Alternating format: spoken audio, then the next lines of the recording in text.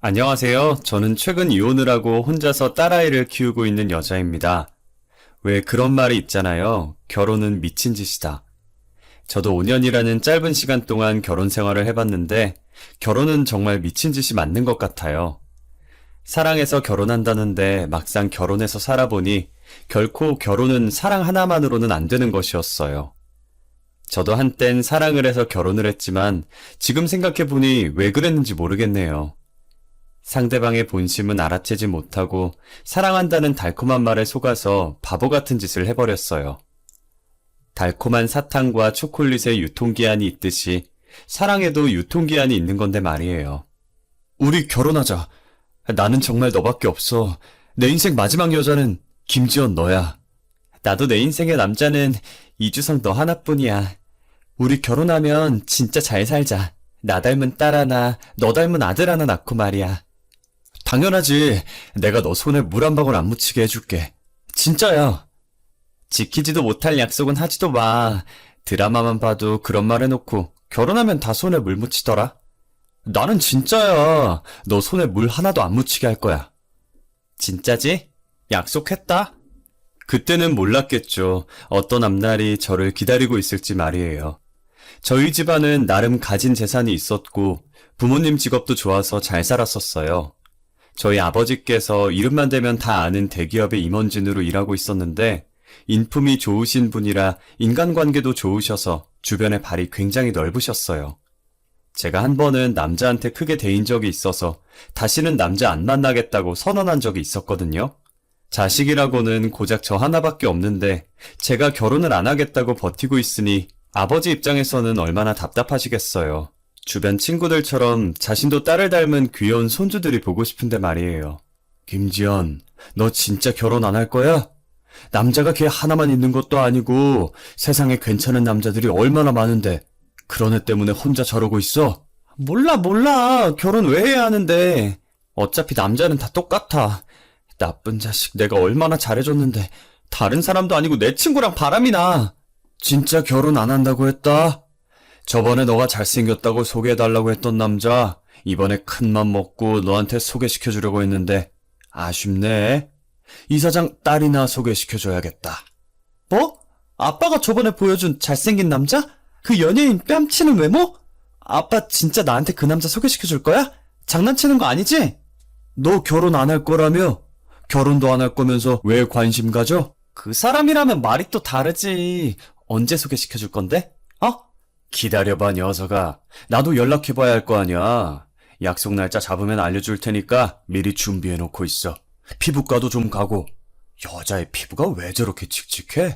그렇게 아버지의 소개로 남편을 만나 1년 반 정도 연애를 하고 결혼했어요. 남편은 대기업까지는 아니더라도 100명 정도의 직원을 거느리고 있는 중소기업 사장이었어요. 친정아버지께서 저희 남편을 되게 좋아하셨었어요. 젊은 나이에 회사 차려서 저렇게 열심히 살기 힘들다면서요. 요즘 애들 같지 않게 책임감도 강하고 일에 대한 애정도 많다면서 칭찬을 아끼지 않으셨어요. 돈 잘 번다고 펑펑 쓰지 않고 돈 관리도 잘했는지 차곡차곡 저축해서 저희 신혼집으로 4층짜리 전원주택을 해왔더라고요. 평소 자기관리 철저하고 꼼꼼한 건 알았지만 이렇게 돈 관리까지 철저할 줄은 몰랐어요.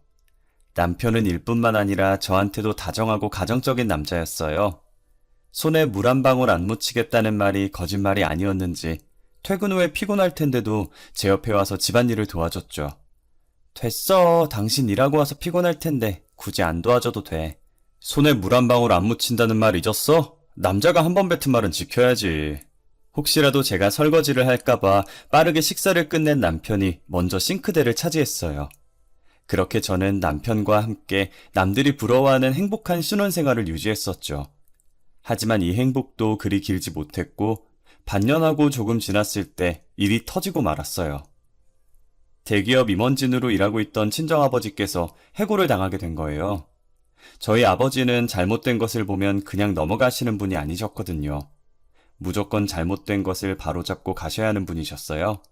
그래서 익명으로 회사 내부에서 일어난 비리들을 고발했는데 고발한 범인이 아버지라는 게 밝혀지면서 내부 비리 고발로 해고 통지를 받으신 거예요. 미안하구나. 그래도 아직은 내가 일을 해야 너가 시댁에서 무시를 안 당하는데.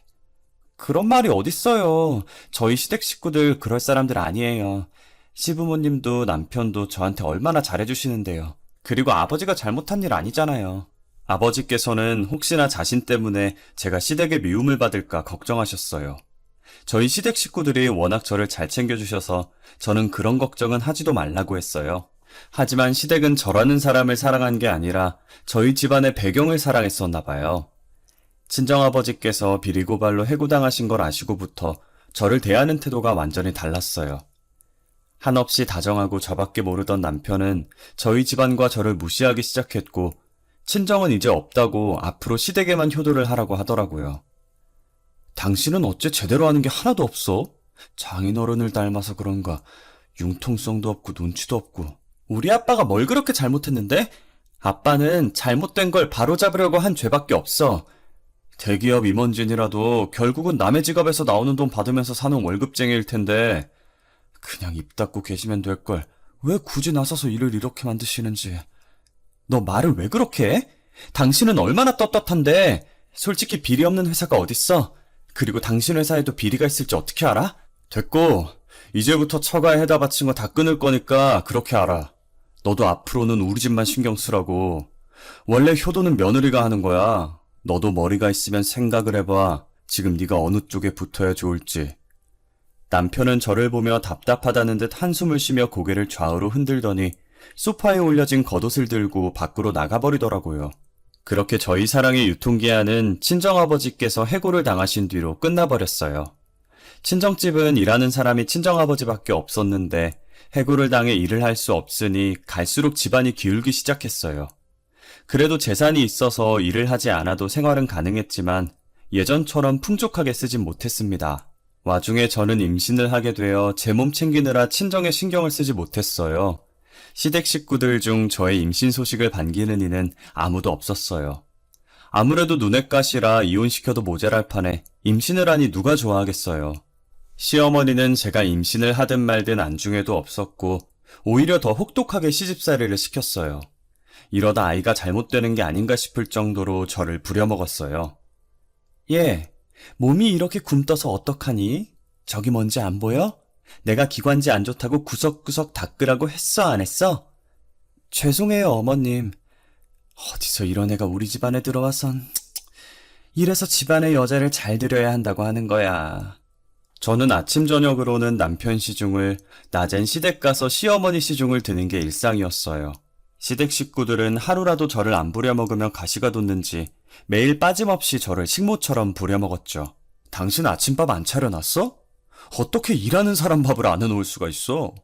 미안해. 내가 지금 홀몸도 아닌데다가 어제 너무 무리를 했는지 몸이 안 좋아서. 내가 마음이 넓어서 이번 한 번은 넘어가 주는 거야. 내일부터는 무슨 일 있어도 아침밥 차려놔. 알겠어? 제가 시댁에서 시집살이 당하고 있다는 걸 알지만 남편은 안중에도 없었어요. 그렇게 밥이 먹고 싶으면 자기가 조금 일찍 일어나서 밥 해먹으면 될 걸 굳이 저한테 차려달라고 난리치는 통에 저는 몸이 아파도 남편 아침밥을 차려줘야 했어요. 그렇게 무사히 딸을 출산했고 저는 딸을 보며 하루하루를 버텼어요. 하지만 딸이 12개월이 넘도록 옹알이를 하지 않았고 제 눈을 바라보지도 못했어요. 심지어는 돌잡이 때 물건을 잡아야 하는데 손으로 물건을 잡지도 못하더라고요. 저는 그런 모습을 보고 걱정되는 마음에 아이를 데리고 소아전문병원으로 향했어요. 어머님, 아이가 아무래도 유아자폐증을 앓고 있는 것 같네요. 그래도 아직 어려서 약물 치료하다 보면 여기서 더 악화되지는 않으니 너무 상심하지는 마세요. 저희 아이 평생 이렇게 살아야 하는 건 아니죠? 태어난 지 이제 겨우 1년밖에 안 됐어요. 저 딸아이와 하고 싶은 게 너무 많아요, 선생님. 자폐증은 완치가 없어요. 제가 확답을 드릴 수는 없지만 약물 치료도 하고 어머님이 집에서 아이를 잘 지켜봐 주시면 분명히 좋은 소식 들으실 수 있을 거예요. 저는 저희 딸이 자폐아라는 판정을 받고 집에서 얼마나 울었는지 몰라요. 뱃속에 있을 때 제대로 태교를 하지 않아서 그런 거라며 제 탓도 많이 했어요. 남편도 아이가 자폐아라는 걸 알고 전부 제 탓이라고 하더라고요. 뭐? 다이가 자폐아라고? 그러게 뱃속에 있을 때 애한테 신경을 써야지 뭐 한 거야. 애초에 당신 유전자에 장애 유전자가 있던 거 아니야? 뭐? 장애 유전자? 이게 다 내 탓이라는 거야? 그리고 뱃속에 있을 때 신경을 쓰라고 만삭이 되도록 부려먹던 사람들이 누군데 당신이랑 어머님이잖아. 그럼 애가 저 지경이 된 게 나랑 어머니 탓이라는 거야? 네가 뱃속에 있을 때 애한테 신경 안 쓰고 뭐 했냐며. 나 그때 무거운 몸 이끌고 네 밥 차렸어. 시댁 가서 뒤치다꺼리 다 했다고. 너는 내가 시댁에서 시집살이 당하는 거 알면서 보고만 있었잖아. 남편이 제 탓만 하길래 제가 악에 받쳐서 소리를 지르니 아이가 놀라서 울더라고요. 저는 아이를 안아들고 같이 울었고 남편은 지긋지긋하다면서 집을 나가버렸어요. 나가버린 남편은 결국 집에 들어오지 않았고 저와 딸은 울다 지쳐서 잠이 들었어요. 그 뒤로도 3년 동안이나 시댁 가정부 노릇을 했고 딸아이는 유아치료를 받고 있었어요. 저 혼자서 아이를 키우다시피 했었는데 어느 날부터인가 시댁에 갔다 온 날 저녁마다 안방 침대에 여자 머리카락이 떨어져 있는 거예요. 처음엔 제 머리도 길고 떨어져 있는 머리도 길어서 당연히 제 거라고 생각했고 그리 심각하게 받아들이지 않았었어요. 그런데 이게 며칠 동안 반복되니 불안한 마음이 들긴 했지만 애써 모른 척했어요. 저와 결혼도 했고 딸까지 키우고 있는데 설마 안방까지 여자를 데리고 와서 바람필 거라는 생각을 하지 않았고 만약 만났더라도 잠깐 즐기는 여자겠지 생각하며 불안한 마음을 달랬습니다. 혹시라도 남편 옷에 붙어있던 건데 남편이 겉옷을 벗다가 떨어뜨린 걸 수도 있잖아요. 하루 종일 시댁에 붙어 있어서 머리카락 떨어질 일이 없는데 요즘 따라 머리카락이 왜 이렇게 많이 떨어져 있지? 당신 혹시 집에 여자 데리고 온 적 있어? 그게 무슨 소리야. 당신 머리카락이겠지. 쓸데없는 소리 할 시간에 나한테 내조나 잘해. 요즘 밥이 왜 이렇게 부실해? 내가 주는 생활비 제대로 쓰고 있긴 한 거야? 생활비 겨우 50만 원 주면서 뭘 바라는 거야. 공과금 내고 나면 얼마 남지도 않는 것 쪽에서 이만큼 해준 거면 잘하는 거지. 저는 혹시나 하는 마음에 살짝 떠봤는데 남편은 쓸데없는 소리 하지 말고 내조나 잘하라면서 제게 내조만 요구하더라고요. 그때까지만 해도 제가 딸 잘 키우고 시댁에만 잘하면 남편이 다시 제게 돌아와 가정을 지킬 수 있을 줄 알았어요. 하지만 머리카락은 계속 떨어져 있었고 저는 남편 몰래 안방에 소형 CCTV를 설치했어요.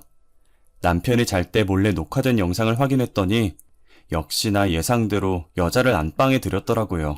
남편은 제가 영원히 모를 줄 알고 3년 동안이나 계속 여자를 들인 것이었어요. 그 여자는 마치 저 보란 듯이 안주인처럼 행동을 하면서 침실에 일부러 머리카락을 떨어뜨리고 있더라고요. 자기야, 얼른 와. 여자 기다리게 하는 거 아니다. 조금만 기다려봐. 내가 며칠 전에 아주 기가 막힌 와인을 사왔단 말이야. 와인? 안 그래도 와인 먹고 싶었는데 잘 됐다. 와인에 어울리는 옷으로 갈아입어 볼까?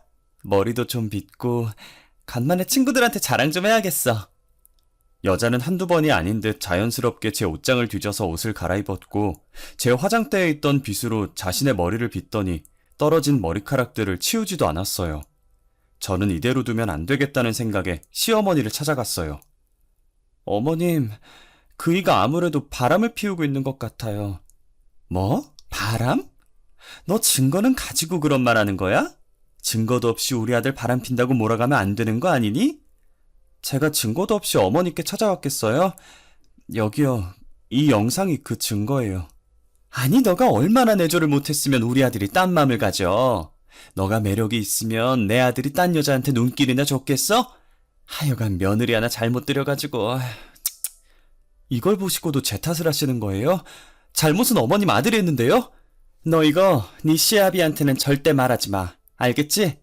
내가 어떻게든 아들 설득해 볼 테니까 넌 그냥 입 다물고 있어. 네 시아버지 알면 너 죽고 나 죽는 거야. 알겠어? 시어머니는 어떻게든 자기가 설득해 보겠으니 시아버지께는 입도 뻥끗하지 말라고 제게 신신당부를 하시더라고요. 저희 시아버지께서 고위공무원이라서 매사에 엄청 엄격하시거든요. 아마 이 사실을 아시면 남편은 그대로 집에서 쫓겨나야 할 거예요. 저는 남편을 되돌릴 수 있다며 호언장담하시던 시어머니만 믿고 있었는데 그날 이후로도 남편은 쭉 그 여자를 만나고 있었어요. 바뀐 게 없었죠. 심지어 그 관계는 1년 동안이나 지속되었습니다. 아마 시어머니가 남편에게 제가 불륜 사실을 알고 있다고 말하셨을 텐데도 아랑곳하지 않고 여자랑 노느라고 집에 늦게 들어오더라고요. 이 늦은 시간까지 말도 없이 어디 갔다 오는 길이야? 내가 어디 가는지 너한테 일일이 보고해야 돼? 나 피곤해. 너 아니어도 피곤할 일 많으니까 시비 걸지 마. 어디 갔다 온 건지 물은 게 시비야? 도대체 어떤 부분이 시비인 건데? 말꼬리 그만 물어. 남자 하는 일에 여자가 끼어드는 거 아니니까. 지금이 조선시대야? 아내로서 물어볼 수도 있는 거 아니야? 내가 아까 피곤하다고 했지. 참견 좀 하지 마. 네가 아내라고 내 일거수일투족 다 알아야 되는 거 아니잖아. 내일 본가에서 김장한다며? 난 신경 쓰지 말고 네 할 일이나 챙겨. 남편은 제가 어디 갔다 왔냐고 물을 때마다 여자는 남자가 하는 일에 끼어드는 거 아니라며 저를 시댁 가정부 정도로만 생각하고 아내라고 생각하지 않는 것 같았어요. 제가 이런 취급을 받으면서까지 남편이랑 살아야 할까 고민을 많이 했어요. 솔직히 친정아버지께서 일만 안 한다 뿐이지 재산은 많으시거든요. 저 혼자 아이 키울 수 있게 지원도 아끼지 않으실 뿐이고요. 저는 그날 몇 시간 고민 끝에 남편과 이혼을 해야겠다는 결론을 냈고 그 여자의 흔적을 하나둘씩 모아서 이혼 소송할 준비를 시작했습니다. 그러기 위해선 그 여자에 대한 정보가 필요했고 몰래 뒷조사를 했어요. 그 여자는 남편의 비서였고 그 여자 명의의 계좌로 돈이 빠지고 있더라고요. 이 여자 이거 뒤가 굉장히 구리더만요. 뭐 한다고 매달 2억씩이나 빼돌렸을까. 이거 이체 내역 알 수 있는 방법은 없어요? 잠깐만 기다려보시죠. 이거 죄다 술집뿐인데요? 근데 여기에 찍힌 통장만 2억이지 이런 사람들 보면 다른 쪽으로도 돈 빼돌렸을 겁니다. 알아낼 수 있는 방법 없나요? 본인 통장으로 찍힌 게 아니면 저도 어떻게 찾아낼 방법이 없어요. 한 가지 방법이 있긴 한데 그게 뭔데요? 국세청에 신고해서 세무조사 들어가게 하는 방법밖에 없어요.